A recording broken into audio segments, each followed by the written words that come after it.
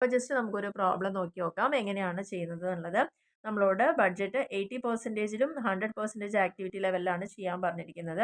നമുക്ക് തന്നിരിക്കുന്ന ഐറ്റംസ് എന്ന് പറയുന്നത് പ്രൊഡക്ഷൻ അറ്റ് 50% കപ്പാസിറ്റി 5000 യൂണിറ്റ്സ് തന്നിട്ടുണ്ട്.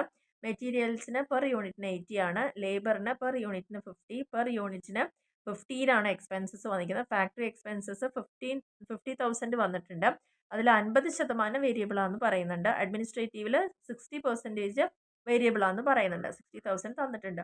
ഇതിന്റെ അടിസ്ഥാനത്തിൽ നമ്മൾ എങ്ങനെയാണ് ഫ്ലെക്സിബിൾ ബഡ്ജറ്റ് പ്രിപ്പയർ ചെയ്യുന്നത് നോക്കാം. അപ്പോൾ ഇതിൽ നമ്മൾ പ്രധാനമായിട്ടും ക്ലാസിഫൈ ചെയ്തിരിക്കുന്നത് നമുക്ക് തന്നിരിക്കുന്നതാണ്. അതായത് ക്വസ്റ്റ്യനിൽ ഓൾറെഡി 50% കപ്പാസിറ്റിയിലത്തെ ഡീറ്റെയിൽസ് ആണ് ഇവിടെ തന്നിരിക്കുന്നത്. ഇതിനെ ബേസ് ചെയ്തുകൊണ്ട് നമുക്ക് 80% ചെയ്യണം, 100% ചെയ്യണം. അപ്പോൾ അതിന് വേണ്ടിയിട്ട് നമ്മളിവിടെ 3 കോളാണ് പ്രൊവൈഡ് ചെയ്തിരിക്കുന്നത്.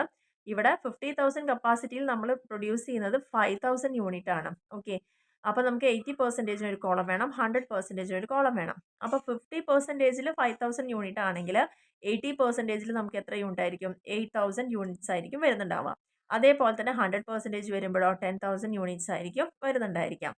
അതായത് ഇവിടെ ശ്രദ്ധിക്കാം, ഫസ്റ്റ് നമ്മൾ റോ മെറ്റീരിയൽ എഴുതി. ആദ്യത്തെ ഐറ്റം എന്ന് പറയുന്നത് റോ മെറ്റീരിയൽ ഒരു യൂണിറ്റിന് 80 രൂപയാണ് വരുന്നത്. ഒരു യൂണിറ്റിന് 80 രൂപയാണെങ്കിൽ 5000 യൂണിറ്റിന് എത്ര വരിക? 5000 ഇൻറ്റു 80 4 ലക്ഷം വരും. ഇവിടെ 8000 യൂണിറ്റ് ആണെങ്കിൽ 80 രൂപ പ്രകാരം 6,40,000. ഇവിടെ 10,000 യൂണിറ്റ് ആണെങ്കിൽ 80 രൂപ പ്രകാരം 8 ലക്ഷമാണ് വരുന്നത്. ഇങ്ങനെ ഓരോ യൂണിറ്റിന് വെച്ചിട്ട് അത് ഇൻറ്റു ചെയ്തിട്ടാണ് നമ്മൾ നോക്കേണ്ടത്. അതേപോലെ തന്നെ അടുത്തത് ലേബർ ആണ്. പെർ യൂണിറ്റ് 50 ആണ്. അപ്പോൾ 5000 ഇൻറ്റു 50 2,50,000. ഇവിടെ 8000 യൂണിറ്റ് ഇൻറ്റു 50 4 ലക്ഷം, 10,000 യൂണിറ്റ് ഇൻറ്റു 50 5 ലക്ഷം. എക്സ്പെൻസസ് എന്ന് പറയുന്നത് 15 പെർ യൂണിറ്റ് ആണ്. അപ്പോൾ 5000 ഇൻറ്റു 15 75,000, 8000 ഇൻറ്റു 15 1,20,000, 10,000 ഇൻറ്റു 15 1,50,000. അപ്പോൾ നമുക്ക് മെറ്റീരിയൽ ലേബറും എക്സ്പെൻസും ആയി കഴിഞ്ഞു. അപ്പോൾ ജസ്റ്റ് ടോട്ടൽ ചെയ്യുമ്പോൾ നമുക്ക് കിട്ടുന്നതാണ് എന്ത്? പ്രൈം കോസ്റ്റ് എന്ന് പറയുന്നത്. ഇനി ഈ പ്രൈം കോസ്റ്റിനോട് കൂടിയിട്ട് നമുക്ക് ആഡ് ചെയ്യേണ്ടത് ഫാക്ടറിയുടെ എക്സ്പെൻസ് ആണ്. നമ്മൾ ഫസ്റ്റ് പഠിച്ചല്ലോ കോസ്റ്റ് ഷീറ്റ് പ്രിപ്പയർ ചെയ്യാൻ വേണ്ടിയിട്ട്. അപ്പോൾ ആ ഒരു മോഡൽ തന്നെയാണ് ഇത് ചെയ്യുന്നത്. അപ്പോൾ പ്രൈം കോസ്റ്റ് കിട്ടിക്കഴിഞ്ഞാൽ പിന്നെ ആഡ് ചെയ്യേണ്ടത് ഫാക്ടറി എക്സ്പെൻസ് ആണ്.